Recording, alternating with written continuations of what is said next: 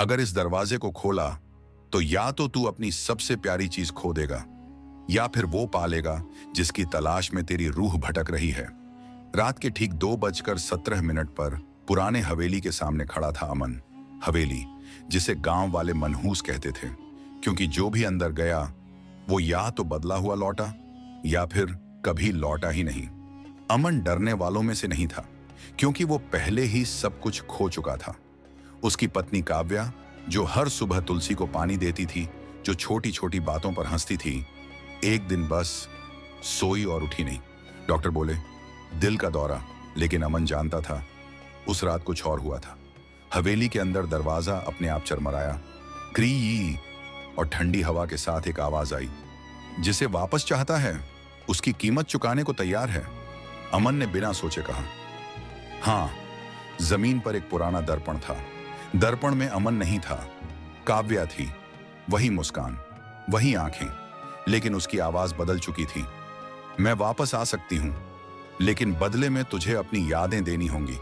कौन सी यादें? अमन कांपते हुए बोला। वो सारी यादें जिनमें मैं हूं। अमन ने आंखें बंद कर ली। उसने सोचा, अगर काव्या वापस आ जाए तो यादें न भी रहें तो क्या फर्क पड़ता है। मंत्र पढ़ा गया, दर्पण टूटा, अंधेरा छा गया, और फिर सुबह। अमन अपने कमरे में था। सामने काव्या चाय बना रही थी। वो जिंदा थी, हंस रही थी।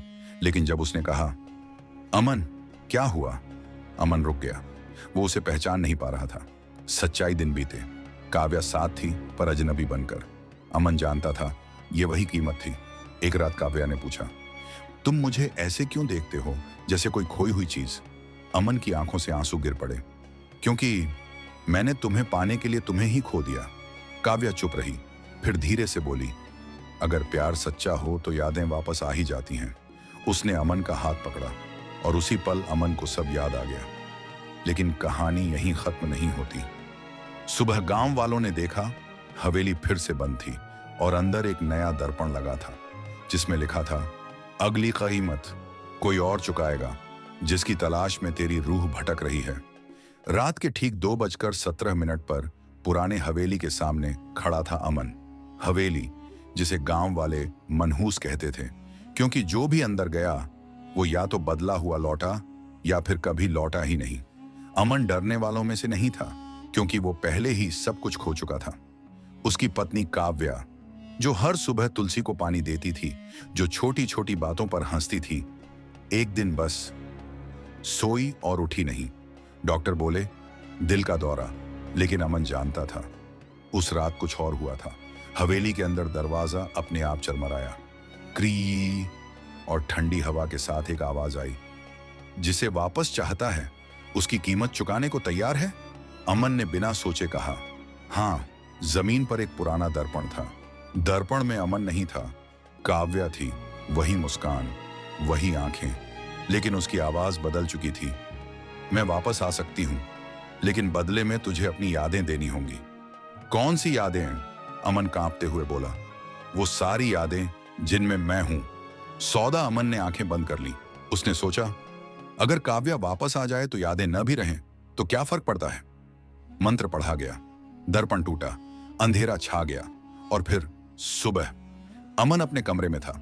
सामने काव्या चाय बना रही थी। वो जिंदा थी, हंस रही थी। लेकिन जब उसने कहा अमन क्या हुआ, अमन रुक गया। वो उसे पहचान नहीं पा रहा था। सच्चाई दिन बीते। काव्या साथ थी, पर अजनबी बनकर। अमन जानता था ये वही कीमत थी। एक रात काव्या ने पूछा, तुम मुझे ऐसे क्यों देखते हो जैसे कोई खोई हुई चीज? अमन की आंखों से आंसू गिर पड़े। क्योंकि मैंने तुम्हें पाने के लिए तुम्हें ही खो दिया। काव्या चुप रही, फिर धीरे से बोली, अगर प्यार सच्चा हो तो यादें वापस आ ही जाती हैं। उसने अमन 3 का हाथ पकड़ा और उसी पल अमन को सब याद आ गया। लेकिन कहानी यहीं खत्म नहीं होती।